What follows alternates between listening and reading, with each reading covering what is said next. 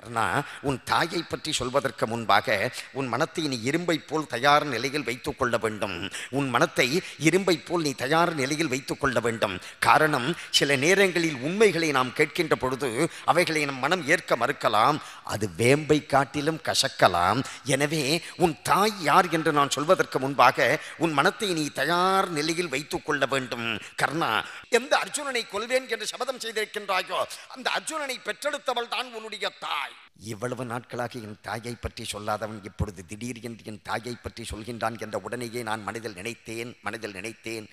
நினைத்தேன் என்று கர்ணன் தன்னுடைய மனதிற்குள்ளே எண்ணிக்கொண்டு, கண்ணா என்ன சொன்னாய்?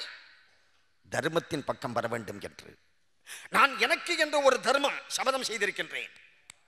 என்ன என்றால், யார் என்று அறியாத என்னை, ஓர் ஊரும் பெயரும் இல்லாத என்னை, தேர் ஊர்ந்தான் இல்லத்தில் வளர்ந்த என்னை அங்கதேசத்திற்கு மன்னனாக்கி ஏற்றமும் தோற்றமும் கொடுத்தானே, அந்த துரியோதனனுக்காக கடைசி வரையில் வாழ்வது என்ற சபதத்தை நான் செய்திருக்கின்றேன். நீ செல்லலாம். அப்படி தெய்வமே வந்து அழைக்கின்ற பொழுதே தன்னுடைய சபதத்தில் உறுதியாக இருந்தான் கர்ணன். தாய்ப்பாசத்தை உருவாக்கி அவனை பாண்டவர் பக்கம் அழைக்கலாம் என்று நினைத்த கண்ணன், சரி அந்த தாயையே அனுப்பி பார்ப்போம் என்று அந்த தாய் குந்தி இருக்கக்கூடிய இடத்திற்கு வந்தார். உன்னுடைய மூத்த மகன் கண்ணா என்னுடைய மூத்த மகன் யார் என்றே, கண்ணா என்னுடைய மூத்த மகன் எங்கு இருக்கின்றான் என்றே. கண்ணா தயவு செய்து சொல் கண்ணா. குந்தி, உன் மூத்த மகன் யார் என்று சொல்வதற்கு முன்பாக உன் மனத்தை நீ தயார் நிலையில் வைத்துக்கொள். காரணம், சில நேரங்களில் உண்மைகளை நாம் கேட்கின்ற பொழுது அது வேம்பை காட்டிலும் கசக்கலாம், நம் மனம் ஏற்க மறுக்கலாம். எனவே உன்னுடைய மூத்த மகன் யார் என்று சொன்னால் வரக்கூடிய குருட்சேத்திர போர்க்களத்தில் தன் கையிலே இருக்கக்கூடிய காண்டீபம் என்று சொல்லக்கூடிய வில்லில் ராஜரீகம் என்று சொல்லக்கூடிய அம்பை பொருத்தி எந்த கர்ணனை கொல்வேன் என்று சபதம் செய்திருக்கின்றானோ அர்ஜுனன்,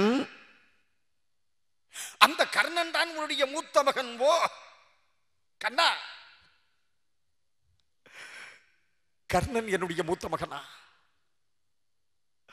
தர்மன் முதலானவர்கள் சகோதரர்களுக்குள்ளே சண்டையா? அதை பார்த்து கொண்டு பெற்றெடுத்த தாய் நான் இருக்க வேண்டுமா? அதற்காகத்தான் உன்னிடம் வந்தேன் குந்தி, இப்பொழுதே கர்ணன் இருக்கக்கூடிய இடத்திலே சென்று அவனை பாண்டவர்கள் பக்கம் தர்மத்தின் பக்கம் அழைத்தேன் என்று நீ அழைத்து வர வேண்டும் என்று அப்படி சொன்ன அடுத்த செகண்டு குந்தி புறப்பட்டா. நில்லு. நீ புறப்பட்டு போய் சொன்ன உடனேயே பெட்டியும் ஹோல்டாலையும் எடுத்துன்னு உன் பின்னாடியே வர மாதிரின்னு நீ போற. நீ போய் கூப்பிட்ட உடனே அவன் வர மறுத்தால் அவரிடம் இருந்து 2 வரங்களை வாங்கி கொண்டு வா. என்ன? ஒன்று, அவன் கையிலே இருக்கக்கூடிய நாகாஸ்திரத்தை அர்ஜுனன் மீது ஒரு முறைக்கு மேல் 2வது முறை போடக்கூடாது. அர்ஜுனனை தவிர மற்ற சகோதரர்களை போர்க்களத்தில் கொல்லக்கூடாது என்ற இந்த 2 வரங்களை வாங்கி கொண்டு வா என்று அந்த பெற்றெடுத்த தாய் குந்தியை கர்ணன் இருக்கக்கூடிய இடத்திற்கு அனுப்புகின்ற நேரத்தில் கர்ணன் நேரா அப்படியே அமர்ந்து கொண்டு சூரியனுக்கு முன்பாக அமர்ந்து கொண்டு தன்னுடைய நித்திய நியமங்களை செய்து கொண்டிருக்கின்றான். அவன் பருதியின் மைந்தன் அல்லவா? எனவே சூரியனுக்கு முன்பாக அமர்ந்து கொண்டு தன்னுடைய நித்திய நியமங்களை அவன் செய்து கொண்டிருக்கின்ற நேரத்தில் அந்த பெற்றெடுத்த தாய் குந்தியானவள் அங்கே வந்து நின்று கொண்டிருக்கின்ற பொழுது சூரியனுடைய வெப்பமான கதிர்கள் அவன் முகத்தில் பட்டு கொண்டிருந்தன. குந்தி மனதிற்குள் நினைத்தாள், சூரியனின் உஷ்டமான கிரணங்கள் அவன் மகன் முகத்தில் படுகின்றதே என்று.